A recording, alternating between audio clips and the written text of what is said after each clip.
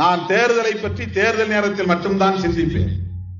இப்போது கூட ஊடகவியலாளர்கள் கேட்டார்கள், என்னை நீங்க எல்லாம் எலெக்ஷன் வேலையை ஆரம்பிச்சிட்டீங்களா, எப்ப தேர்தல் அறிக்கை எழுத போறீங்க? அது எங்க வேலை இல்லை. பெரிய கட்சிகள், ஆளுங்கட்சிகள், ஆள விரும்புகிற கட்சிகள் செய்யட்டும். நாங்கெல்லாம் நெகோசியேஷன் பிறகு எவ்வளவு சீட்டு வந்த பிறகு அந்த சீட்ல வேலை செஞ்சா போதும். எங்களுக்கு தேர்தல் நேரத்தில் தான் தேர்தலை பற்றி பேசுகிறோம்.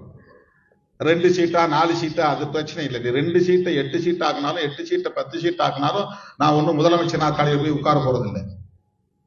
அந்த எண்ணிக்கையை உயர்த்துவது அல்ல என்னுடைய பிரச்சனை. நான் பேசுகிற அரசியல் எந்த அளவுக்கு மக்களிடத்தில் போய் சேருகிறது என்பதுதான் எனக்கு பிரச்சனை. நான் பேசுவதை கேட்பதற்கான ஒரு இடம் எனக்கு தேவைப்படுகிறது. என்னை கவனிப்பதற்கு, ஊடகம் என்னை கவனிப்பதற்கு ஒரு புள்ளி எனக்கு தேவைப்படுகிறது. அதனால் தேர்தல் அரசியலில் என்னை தற்காத்துக் கொள்வதற்கான ஒரு போராட்டமும் ஊடாக நிகழ்கிறது. அவ்வளவுதான். பதவி எனக்கு பெரிதல்ல. 10 சீட்டு கூடுதலாக வாங்கி விடுவதனால் இங்கே எந்த பெரிய புரட்சிகர மாற்றத்தையும் ஏற்படுத்தி விட போவதில்லை. அதுதான் எனக்கு பெரிதென்றால் கூடுதலாக தருகிற இடத்திற்கு என்னால் போய்விட முடியுமே.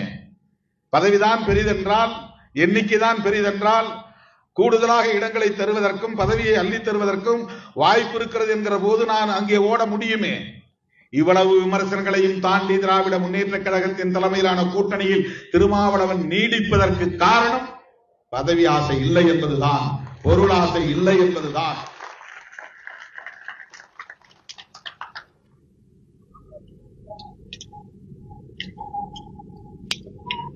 சாதி அடிப்படையிலான கொடுமைகளை நாம் எல்லாம் தோன்றுவதற்கு முன்பே எதிர்த்தவர்கள் இடதுசாரிகள்.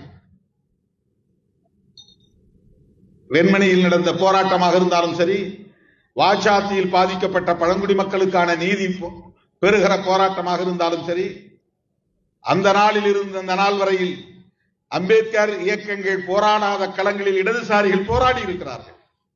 எனவே இடதுசாரிகள் முற்போக்கு சக்திகளாகவும் நமது நட்பு சக்திகளாகவும் இருக்கிறார்கள் என்பதை புரிந்து கொண்ட காரணத்தினால் தான் எந்த ஆதாயமும் இல்லாமல் அந்த களத்திலே நாம் இருக்கிறோம்.